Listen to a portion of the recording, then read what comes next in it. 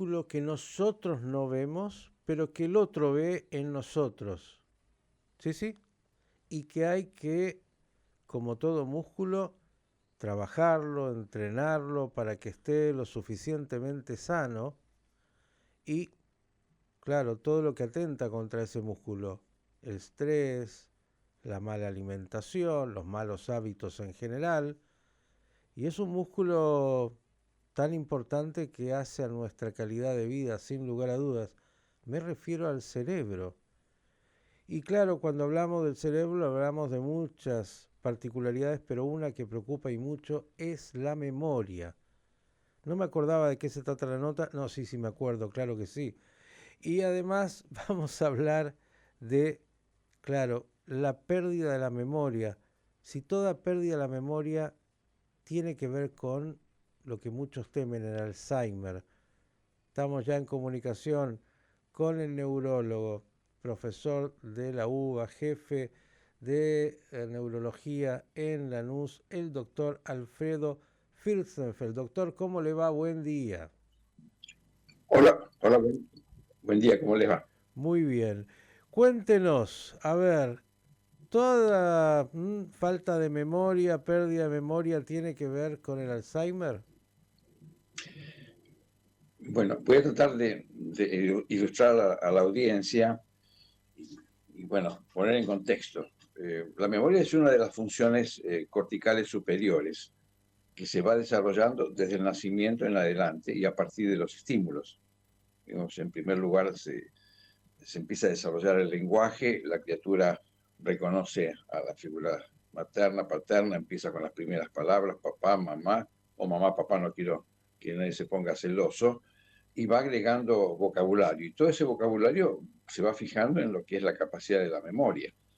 Y así todos los estímulos van haciendo crecer esa capacidad y ese contenido de esa inmensa computadora que es el cerebro, sobre todo en una criatura que es una esponja para absorber conocimientos, que es realmente impresionante, y que con el tiempo de alguna manera se va llenando, y también cuando se llega a una edad adulta, a una adulta mayor, esa plasticidad, esa capacidad de almacenamiento y de desarrollo, que ya está muy completa, empieza a frenarse, hay como una especie de amesetamiento, y luego comienza la declinación, y esto es fisiológico. Uh -huh. Lo que describe Alois Alzheimer y bueno, él se hace famoso, porque realmente fue un hallazgo muy, muy importante, pero después se tuvo que analizar y evaluar un poco todo lo que él de alguna manera describió. Es un pequeño grupo de familias que de manera hereditaria desarrollaban, y siendo jóvenes, entre los 40 y 45 años, un deterioro cognitivo que iba terminando con sus capacidades adquiridas. O sea, los individuos habían desarrollado, no habían nacido con un cerebro mal, habían desarrollado sus capacidades, pero a la edad de 40, 45 años empezaban a deteriorarse. Y ese deterioro era progresivo, era como una curva totalmente descendente. Bien, y esto Y tiene después que ver con lo genético, entiendo. este era un grupo de familiares, un pequeño grupo, Uh -huh. sí, era un cuadro hereditario, había una alteración, obviamente, genética que generaba esto. Pero esto no es lo que ocurre en la mayoría de los casos. Y él describe las famosas placas seniles en la anatomía patológica, placas de amiloide, que llevan de alguna manera su nombre, que lo llevan a la posteridad, y que se ve también en los cerebros de pacientes que desarrollan demencias. Demencias es la pérdida de las funciones corticales superiores, y se considera demencia cuando está fallando por lo menos 2 a 3 de las funciones corticales superiores. O sea que la pérdida solamente de la memoria no constituye per se una demencia. Uh Tiene -huh. que exigirse, o tiene que haber alteraciones en la capacidad de cálculo, alteraciones en el lenguaje, alteraciones en el juicio, o sea, se van sumando. El tema es que se puede comenzar con la memoria y posteriormente sí desarrollar el resto. Pero el objetivo no es asustar a la gente, sino que de alguna manera es ponerla en contexto Uh -huh. y plantear que el trastorno de la memoria eh, mucho más frecuentemente, tiene que ver, en primer lugar, con la falta de estímulo. El chico se desarrolla y se le estimula y se le habla y va aprendiendo y va al colegio primario y va al secundario y va a la universidad. Quiero ahí Y, un minuto detenerme, doctor, porque yo lo escuchaba con sí, mucha atención sobre esto. Obviamente entiendo que entre mayor estímulo a un niño en términos de ese ejercicio, a este músculo que es el cerebro, mejor. Digo, en términos de idioma, de cantidad de palabras, de cantidad de elementos que pueda ir absorbiendo, como usted dijo, esa esponja. ¿Es así? es tal cual así, y hago una pequeña reseña histórica. Anteriormente a las criaturas, para que pasen la noche, se les ponía el famoso chiripao, se las envolvía y prácticamente no tenían movimiento. O sea que ahora se los libera, se les coloca un pañal que absorbe todo lo que los chicos Ujú. eliminan durante la noche y se pueden mover y hasta se les pone música, se los estimula, o sea que justamente la parte motriz también tiene que ver con el estímulo, o sea, el individuo tiene que estar liberado, no tiene que estar atado como estaba anteriormente. Bien, es Pero decir, vuelvo a repetir, entre sí, más lo nutramos a ese niño en crecimiento, mejor para este músculo, dándole todo tipo de estímulos que pueda absorber y pueda de alguna manera ir acumulando en ese desarrollo, en el entrenamiento, por decirlo así, que requiere una criatura. Desde ya estar bien nutrido y tantas otras cosas que además son fundamentales, ¿no? desde ya, pero para que se entienda, un chico puede aprender castellano, inglés, japonés, chino, pueden mezclarse las palabras hasta el arameo antiguo y el chico las va a absorber. Después, de alguna manera, en la medida que lo continúe usando, es donde se va a destacar, donde va a guardar o va a utilizar. Pero en la memoria de él van a quedar palabras en chino, palabras en japonés, palabras en hebreo, y obviamente la lengua materna es la que más va a desarrollar. Pero el chico puede absorber y le da lo mismo un término en inglés, un término en castellano, un término en chino o en hebreo. ¿Y cuándo Él lo toma. empezamos, doctora, a esto de que dicen, bueno, esto que de chico aprendes rápido, cuando ya no sos tan chico, te va costando mucho más? El cuándo. Digamos que no hay una fecha exacta, Ujú. pero justamente esos cerebros que acumularon información y que desarrollaron una actividad intelectual, una actividad acorde física y un trabajo con cierta inventiva, son los cerebros que mejor van a responder y más van a tardar en mostrar las fallas. O sea, un individuo que realiza una tarea muy limitada, eh, con pocas variables y demás, no quiero echar ni poner ningún tipo de calificativo, pero obviamente a mayor cantidad de información y de actividad que uno desarrolle, ese cerebro va a tener acumulada más cantidad de información y se va a defender mejor. Hay que Obviamente, decir por decirlo, entonces, entrenar bien a un chico no es nada malo, al contrario, le va a ayudar luego cuando ya sea mayor.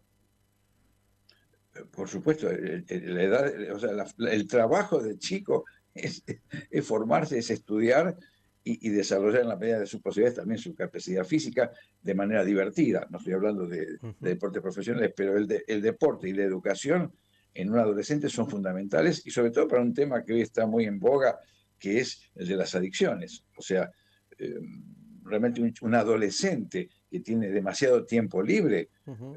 hoy es muy fácil que lo vuelque al alcohol o a las drogas. O sea que este es un tema realmente importante que también lo quiero señalar. Entonces, un chico está cansado, ¿no? Bueno, estudia, hace ejercicios y tendrás tu recompensa. O sea, y de alguna Pregunta, manera, sí, pregunta, porque soy preguntón.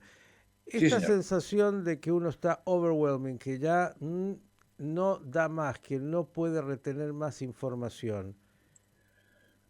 Bueno, una clase dura 50 minutos y después hay 10 minutos de recreo. Sí. O sea, los recreos son fundamentales, son importantes. Hay que desconectarse. Por eso no dura una hora y no puede haber dos clases seguidas sin interrupción. Esto es una cosa muy, muy elemental.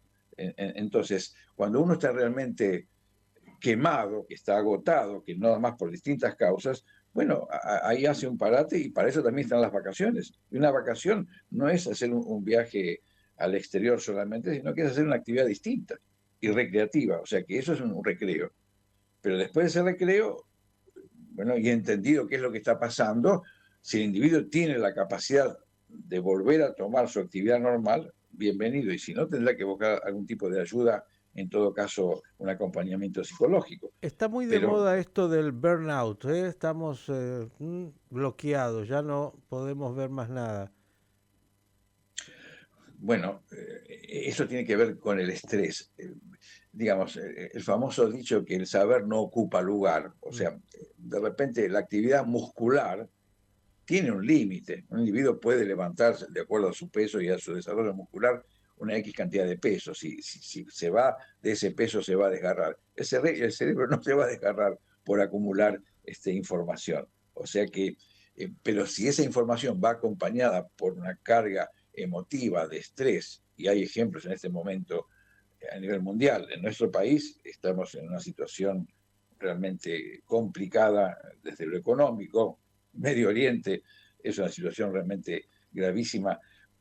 Independientemente de cómo se van barajando las cosas, la población que de alguna manera no depende de ella, qué es lo que tiene que hacer, está con un estrés permanente. Es muy probable que estas poblaciones en un par de años desarrollen trastornos emocionales, se bloqueen y ese cerebro se queme antes de tiempo, porque la situación de estrés continuo y un estrés severo, acá lo tuvimos también en la época de la guerra de Malvinas, o sea, había toda una sensación la pandemia fue algo también, una experiencia única, pero muy, muy difícil, muy tremenda. Obviamente que quema iniciativas, quema posibilidades, quema el estado de ánimo, y obviamente con un estado de ánimo disminuido, uno no desarrolla sus capacidades. Por eso también tiene que recurrir a ayudarse y tiene que tomarse recreos. Y de Bien. repente un médico no puede hacer más de 12 horas de guardia. En nuestro país es habitual que hagan 24 o a veces más, si le falta el que lo reemplaza. Y Mire, obviamente, como yo siempre digo, el paciente 14 va bien, el 15 más o menos, y el paciente 20 es boleta. O sea, el médico que tiene el paciente número 20 en su lista, pobrecito, está en una situación de inferioridad porque el médico está en una situación de inferioridad porque se agotó. Independiente de que es el mismo médico que atendió muy bien los primeros 5 o 10 pacientes, a continuación se agota. Así que señores, necesita un recreo. sentido común, como siempre digo, pero claro, dicho por un profesional que entiende cómo funciona este músculo tan importante. Nos queda un poquito para la vez que viene, doctor, si usted va a tener la gentileza, que profundicemos un poco cuándo realmente la pérdida de memoria es para empezar a preocuparse y, bueno, consultar a un especialista. Saber estos elementos básicos primero es fundamental. Le agradezco como siempre por su tiempo, que tenga un buen día y si me acuerdo la semana que viene lo llamo. Espero que se acuerde y para mí es un placer y un honor estar con ustedes. Muchas gracias. Un abrazo grande. El doctor Alfredo Igualmente. Fürstenfeld, neurólogo, profesor, hablándonos de este tema tan importante. Ya sabe, usted, mamá Rocío, dele todos los estímulos a Guada. Es una etapa fundamental en lo que hace a su formación y lo que hace a este músculo llamado el cerebro.